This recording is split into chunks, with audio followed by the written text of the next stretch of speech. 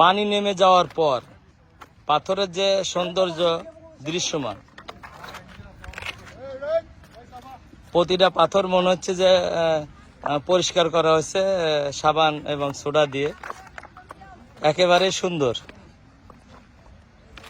হয়তো এখানে ঈদের সময় এখানে হাজারো পর্যটক এখানে আসবে। এখন কিন্তু পর্যটকের সংখ্যা একেবারেই কম। পানি সামান্য নামছে, নামলেও কিন্তু না, পানি আস্তে আস্তে তার আগের সে রংটা দৃশ্যমান হচ্ছে। অর্থাৎ যে স্বচ্ছ পানির কথা বলি আমরা, সেই স্বচ্ছ পানি কিন্তু এখন আস্তে আস্তে দৃশ্যমান হবে।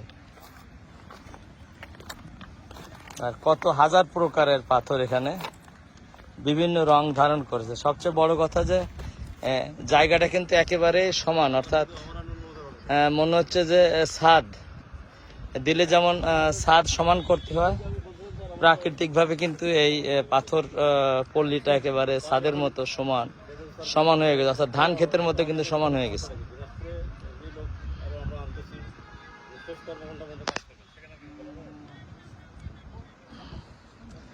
আগে যেমন পর্যটকরা এখানে এসে গোসল করত,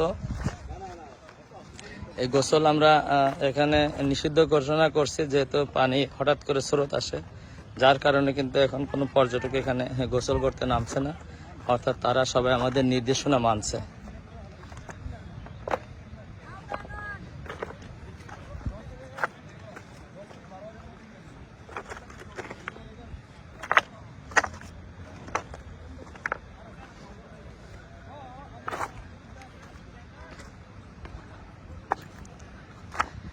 এই হচ্ছে সেই ঝুলন্ত ব্রিজ,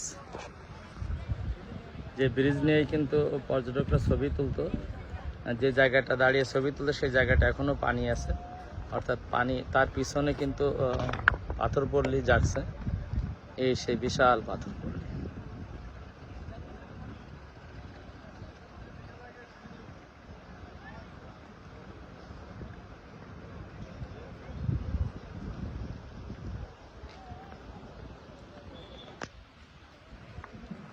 আজকে ভারতের সাইডে কিন্তু পর্যটকের সংখ্যা অনেক বেশি।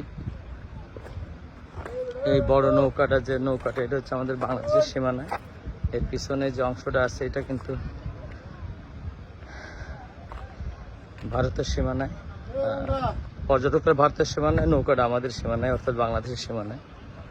পানি কিন্তু আস্তে আস্তে কমে যাচ্ছে। কমে যাওয়ার পর কিন্তু এই যে সেই পাথরের যে দৃশ্যমান সৌন্দর্য, সেটা কিন্তু বেরিয়ে আসতেছে।